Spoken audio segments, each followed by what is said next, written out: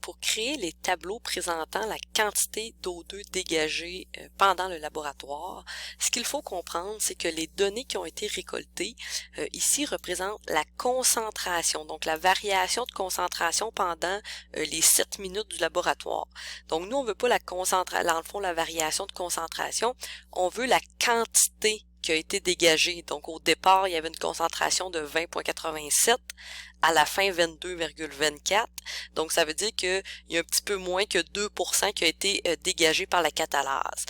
Donc dans les tableaux qu'on nous demande, on veut la quantité d'O2 selon le temps. Donc le temps va être notre variable un peu indépendante.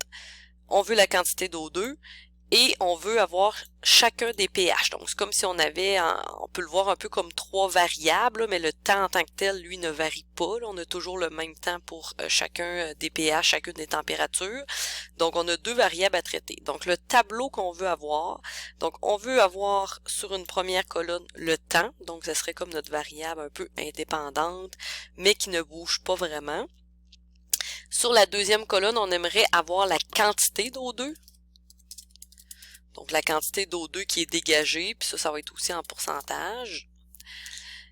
Et on voudrait l'avoir pour chacun des pH. Fait qu'en fait, la quantité d'O2 va représenter les 3 pH. Donc, je vais aller le mettre à la colonne un peu plus haute, la quantité d'O2, et je voudrais l'avoir pour pH 4, 7 et 10. Donc, pH 4, pH 7 et pH 10.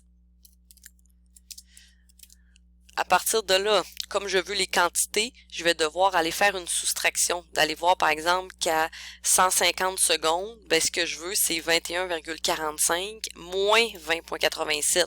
Donc, par rapport à la quantité de départ. Donc, il y en avait déjà au départ, ça m'intéresse pas. Je veux voir la variation de quantité. Donc, pour chacun des pH, on devra aller faire une soustraction. On peut y aller par copie incrémentée qu'on appelle, donc en prenant les adresses de cellules et en prenant la petite copie incrémentée dans le coin en bas à droite. Donc, ça va se faire assez rapidement. Donc, pour le temps 0, ben en fait, c'est juste égal cette valeur-là moins la même valeur. Donc, au temps 0, il y a 0 quantité dégagée.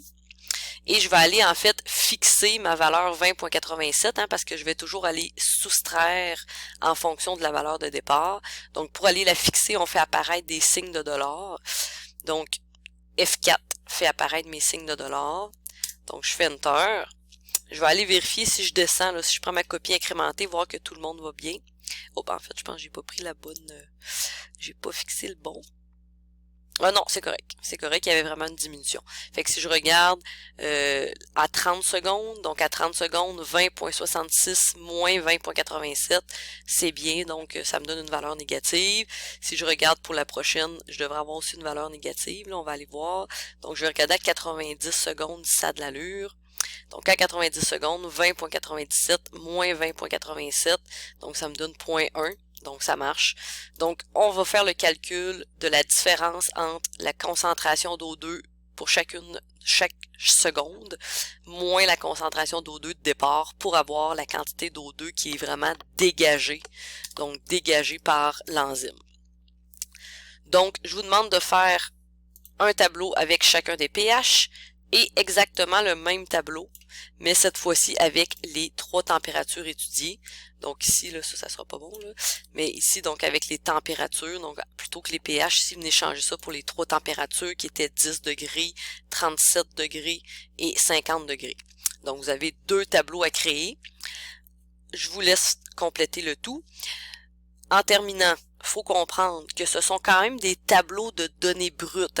Donc, j'ai la variable temps, la variable pH et la variable quantité d'O2. Donc, ce sont des données brutes. J'ai pas de fréquence là-dedans.